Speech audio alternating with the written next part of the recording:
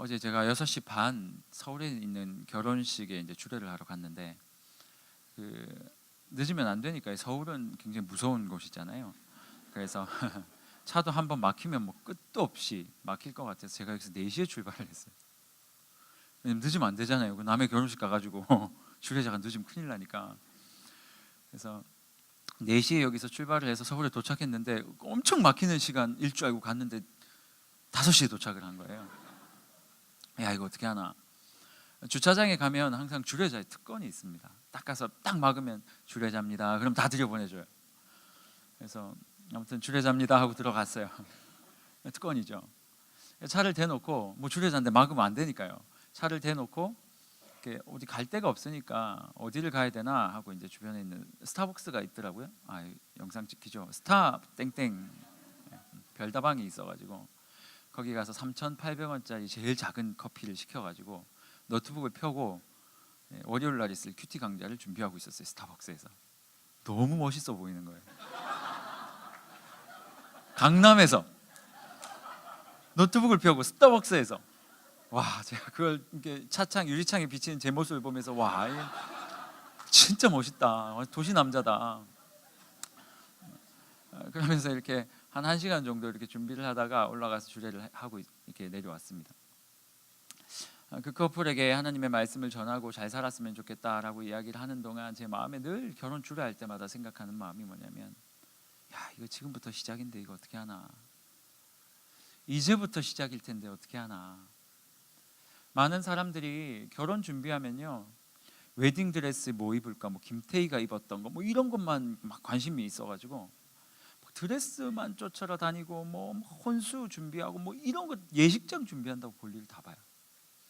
그리고 정신없이 몇 달을 지낸 다음에 혼인 예배를 드리는 그 순간 정말 정신없거든요. 그날 막 얼벌벌 하다가 그날이 딱 끝나면 이제 신혼여행 갔다 오면 재밌게 놀잖아요. 갔다 오고 나면 이제 멍한 거예요. 결혼식 이후의 삶을 한 번도 생각을 해본 적이 없어요. 그저 결혼하면 무슨 생각만 하냐면 그날 당일날 그날 뭔 드레스를 입고 나갈지 그것만 생각하다가 신혼여행 갔다 오고 나니까 어떻게 살아야 될지 모르겠는 거예요. 데이트하다가 헤어졌는데 이제는 헤어질 필요는 없는데 집에서 너무 어색하고, 밥은 해야 되겠는데 할 줄 아는 건 없고.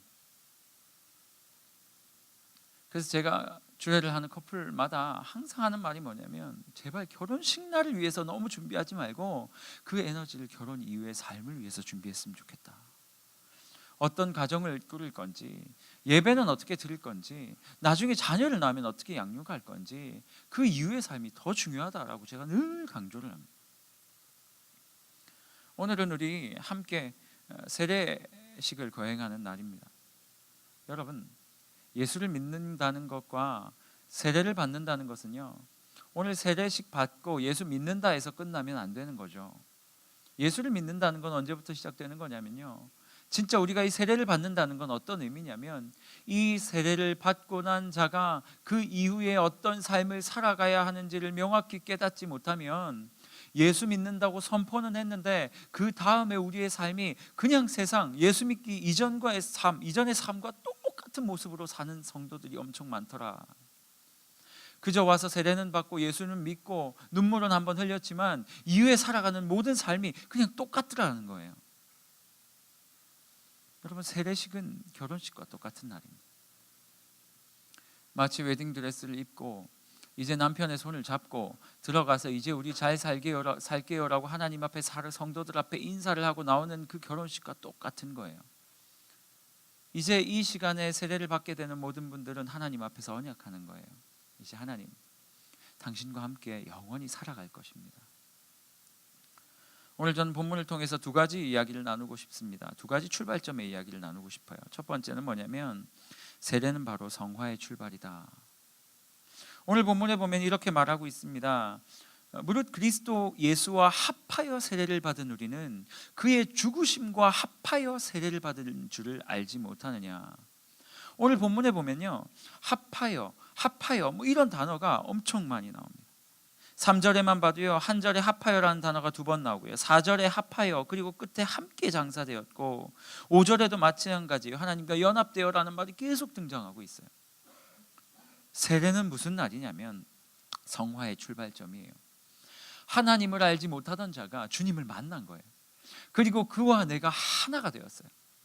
그와 내가 하나가 되어서 이제는 하나님과 연합되어서 이후의 삶을 살아가는 출발점이 뭐다? 세례다.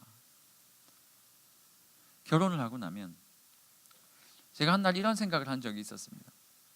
저희 아내가 뭘 실수를 하면 저 아내가 또 실수를 했다, 우리 아내가 실수를 했다, 아내가 뭔가 사고를 쳤다라는 이야기들을 머릿속에 생각을 한 적이 되게 많아요. 입 밖으로는 못 내죠. 살아야 되니까요. 속으로 저 여자가 또 실수했구나, 우리 아내가 또 실수했구나, 왜 저랬어. 근데 참 신기한 게 뭔지 아세요? 실수는 아내가 했는데 책임은 제가 져야 돼요. 놀라운 이 메커니즘 아닙니까? 아내가 사고를 쳐도 실수를 해도 결국 책임은 제가 져야 돼요. 아내가 그릇을 깨도 결국 그 그릇은 누가 사야 돼요? 제가 사야죠. 당신이 그릇 깼으니까 당신이 나가서 사와, 이렇게 못 하잖아요. 결혼을 한다는 것은 그 사람과 제가 이제 연합이 되어서 누가 실수를 하든 함께 책임을 져가는 그런 삶이죠. 세례도 마찬가지예요. 이제 그리스도와 제가 이 세례를 통해서 연합했다는 것은 하나님과 함께 누가 실수를 하든 함께 책임을 지는 거예요. 제가 실수를 하면 누가 책임져요? 예수님이 책임지시는 거예요. 그래서 세례는요, 함께 연합하여 하나님 안에서 살아가는 것이 바로 세례다. 이제 예수와 딱 달라붙어 가지고요, 죽어도 예수와 함께 죽고 살아도 예수와 함께 사는 거예요. 오늘 본문에서 뭐라고 말하고 있냐면 4절에 보니까 우리로 또한 새 생명 가운데서 행하게 하려 함이라.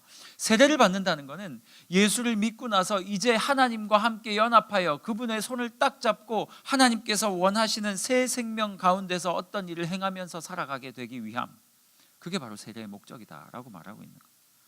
여러분들, 세례 그냥 물 이렇게 막 샤워하는 것도 아닌데 머리에 물 뿌리고 시원해 뭐 이러고 끝나는 게 세례가 아니고요, 사람들 앞에서 그냥 단순하게 나 이제 세례 받았으니까 세례 교인이야, 이제 교회에서 무슨 결정이 있으면 나 세례 교인이니까 참여할 수 있어, 나 이제 정식으로 이 교회의 교인이 되었어, 이 정도를 자랑하기 위해서 앞에 나와서 이 식을 거행하는 것이 아니라, 세례를 받게 되는 동시에 성령께서 여러분 가운데 친히 임재하실 거예요. 예수와 여러분과 함께 이제 친히 임재하고 연합하게 될 것이에요. 그러면 세례 받은 자로서 살아가게 되는 것, 그게 세례의 정말 중요한 의미다라는 거죠. 그래서 이제 세례 받고 나면요, 나의 모난 부분을 예수와 함께 고쳐가기 시작할 거예요. 옛날에는 성질 잘 부리던 내가 세례 받고 나면 성질 부리면 예수님이 옆에서 그거 아니지라고 말씀하실 거예요. 옛날에는 불법을 자행해도 눈 하나 깜짝하지 않았던 내가 이제 세례 받고 나면 하나님께서 이제 예수 믿는 사람은 그렇게 살면 안 돼라고 말씀하실 거란 말이에요. 그러면 그 예수 그리스도의 말씀, 성령의 음성에 순종해서 내 삶을 변화시키고 틀어가는 과정, 그 작업을 하며 살아가게 되는 것, 그게 바로 세례교인의 삶입니다. 그렇게 살다가 예수님을 점점 닮아가면서 살다가 마지막 부활 때 하나님께서 재림하신 그날 성경은 뭐라고 말하냐면요, 예수와 연합해서 죽은 너희들이 나중에 예수께서 오셔서 우리를 부활시킬 때 예수와 연합하여 다시 살아날 것이다. 엄청난 특권을 가지는 것이 바로 세례다. 좋으실 것 같아요.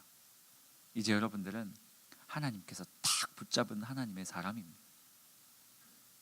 문제는 그렇게 하나님께 붙들림 바 된 사람임에도 불구하고 여전히 개인적으로 내가 원하는 대로 인생을 살아가는 사람들이 있더라라는 거예요. 이곳에 있는 이미 세례받은 분들도 잘 들으시길 바랍니다. 두 번째 세례는 뭐냐면 공식적인 삶을 향한 출발점입니다. 예수께서 공생애를 하시기 직전에 어떤 일을 하셨냐면 세례 요한에게 가서 세례를 받는 일을 하셨어요. 그 전에는 예수께서 하나님의 아들로서 이 땅에서 정말 죄 없이 성결하게 살아는 가셨지만 예수라는 그 자신의 삶이었어요. 성경은 그 이전의 예수님의 삶을 십자가 이렇게 막 직결적으로 결부시키지 않아요.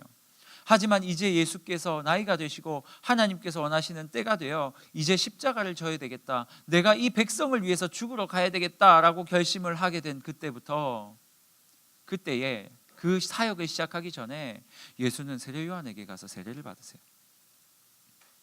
예수께서 세례를 받을 때 하늘 문이 열리더니 성령이 비둘기와 같이 내려와서 예수 안에 임하시며 뭐라고 말씀하시냐면 이는 내 사랑하는 자고 내 기뻐하는 자다.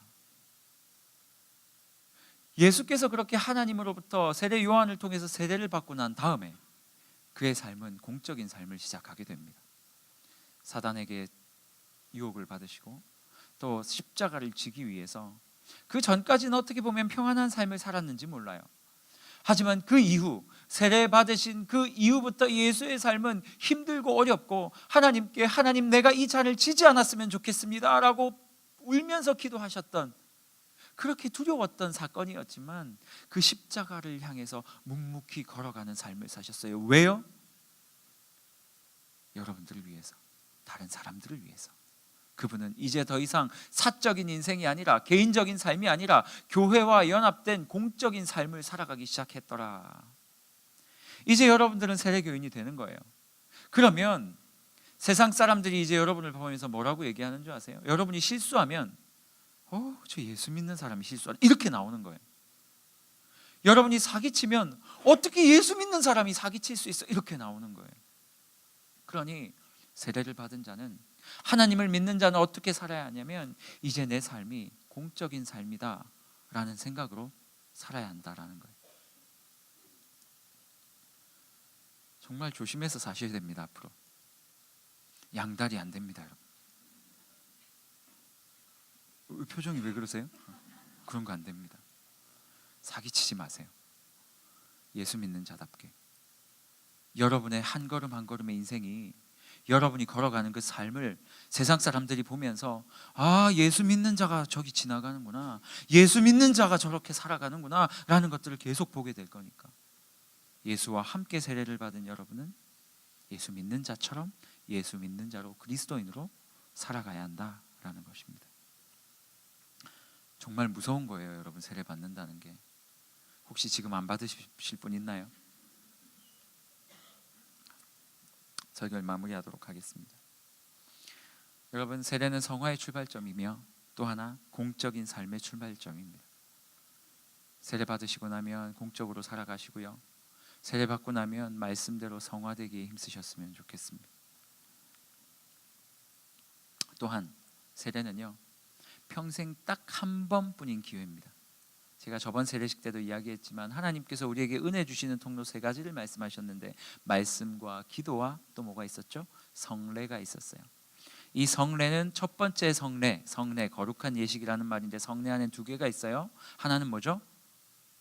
세례와 두 번째 다음 주에 우리가 하게 될 성찬입니다. 이 의식 성찬은 여러분이 이제 세례 받고 나면 매번 할 수 있어요. 그런데요 세례는 지금이 처음이자 끝이고 마지막이에요. 이번에 세례식 때 한 자매로부터 연락이 왔어요. 목사님, 그 자매에게 제가 너무 감사해요. 목사님, 제가 예전에 진짜 마음이 이렇게 깊이 있진 않았는데 세례를 받았던 경험이 있대요. 자세하게 물어보니까 진짜 세례를 받은 게 맞아요. 목사님, 제가 다시 세례 받고 싶은 마음이 있어요. 이제 진지하거든요. 그래서 세례를 다시 받고 싶어요. 제가 안 된다 그랬어요. 왠지 아세요? 그 자매님이 제 말에 수긍해 주셔서 너무 감사해요. 진짜 감사해요. 왠지 아세요? 세례는 평생 한 번만 주어지는 거예요. 그래서 제가 지난주에 문답하면서 계속 몇 번을 물었어요. 진짜 예수님 믿는 거 맞습니까? 지금 세례를 받을 준비가 되었습니까?